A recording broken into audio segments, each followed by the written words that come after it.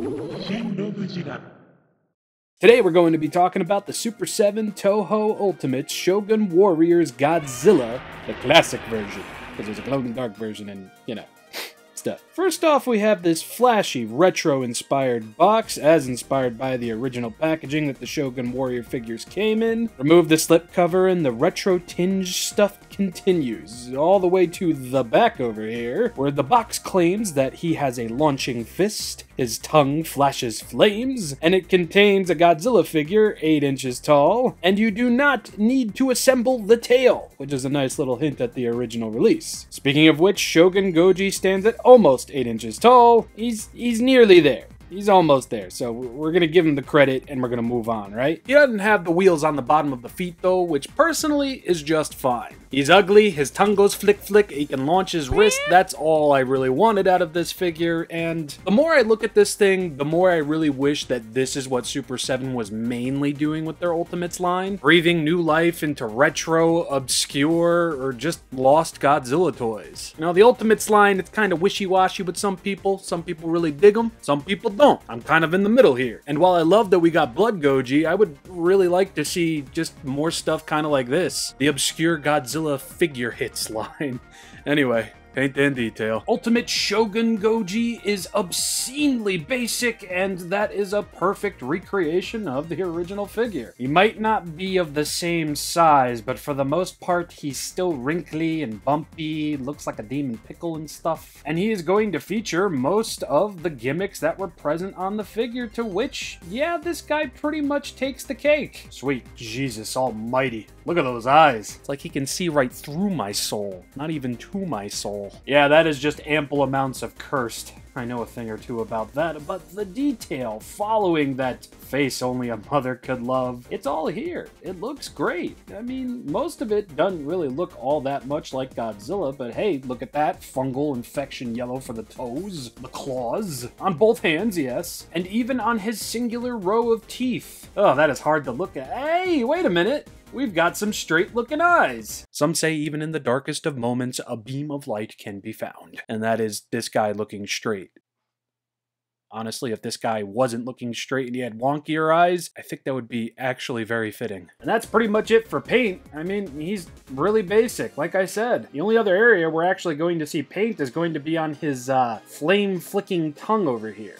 Everything else is just going to be this very pickle, pukish, poopish looking green, and the detail on the figure is truly sublime. From the top of his testicular, coconut-looking ass head, to his very long, lanky legs, to his very chody, pickle-looking tail. Oh yeah, and the dorsal mountain tumors. Paint and detail-wise, Shogun Ultimate's Godzilla over here is going to get 2 solid stars. And when it comes to recreating the likeness of the original figure, I mean, it's all pretty much here, which for the sake of sakes, wasn't exactly the hardest thing to accomplish, and yeah, I really dig it. So a solid star for recreating the original figure in a smaller size. Honestly, it ain't much, but it's something I very much appreciate. I would love it, Super 7, if you could do the Trendmaster's 10-inch light-up and roar figures from yesteryear. Definitely saves on the plastic, because those things didn't come with accessories. Like the reaction figure, we're going to get a basic set of articulation. It's really nothing worth writing home about, and quite obviously that was the point. So I truly, really can't complain about that. Sometimes basic articulation is good articulation. Much like the Godzilla vs. Biollante Ultimate, his leg is only going to go so far forward and so far back to the point where it starts really fighting me and I don't feel like breaking it. Now, I'm sure some of you eagle-eyed viewers noticed one form of articulation I didn't cover, and that's because I wasn't expecting that form of articulation, and I wanted to kind of just devote a couple seconds to it. The launching fist over here, believe it or not, can indeed swivel all the way around. Yeah, wasn't expecting that at all. I thought it was just going to be a solid piece because, you know, spring-loaded action. Speaking of which, much like the Shogun Warriors reaction figure, this guy can... And much unlike the reaction Shogun Warriors Godzilla, he can't actually fire his fist with the help of this button over here, but, yeah, I'm just going to aim him this way, move the camera a bit to the side, lift it up, and, Yeah, if this figure faithfully recreates the power of the original spring-loaded fist, I can totally see how this line was pretty much discontinued in the US. This has got to be one of the strongest spring-loaded projectiles I've ever seen in my life. And I grew up in the 90s into the 2000s, so I've seen a lot of spring-loaded, like, gimmicks and everything, and wow. I don't know if you'll be able to fully experience the power of this, but let's give it a shot. Okay, yeah, you see, it doesn't feel or sound like much when, you know, you're watching it on a video, but how can we rectify that? Let's see if Shogun GOJI can knock down this absolute tank of a KOTM Rodan figure from Jack Specific that I never knew I had until recently. Aim down a little bit. 3, 2, 1. Well, shit. Alright, I've altered the rules a tad. Let's see if we can get him this time. Or not. I'm really starting to look like a liar here. Once more! Wow, he ate that shit. Okay. Let's try the smaller guy that I also didn't know that I owned until recently. Got him! Alright, I'm gonna try hitting him from here, just to showcase how far this friggin' fist can go. So, yeah.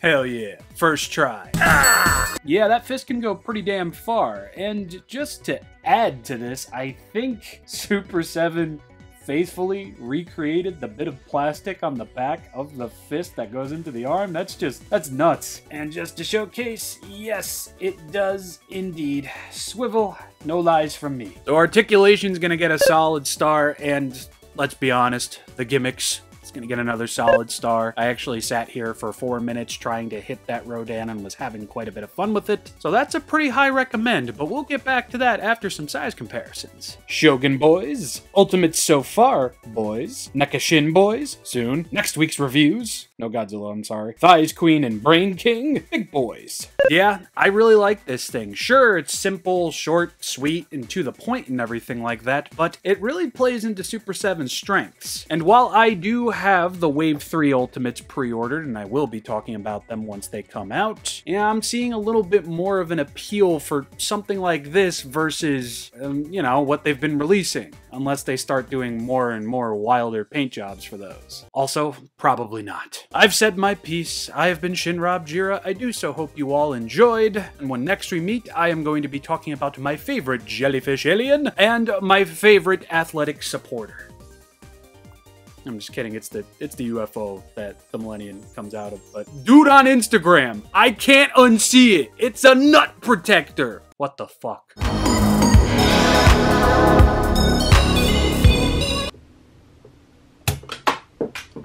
Jesus Christ!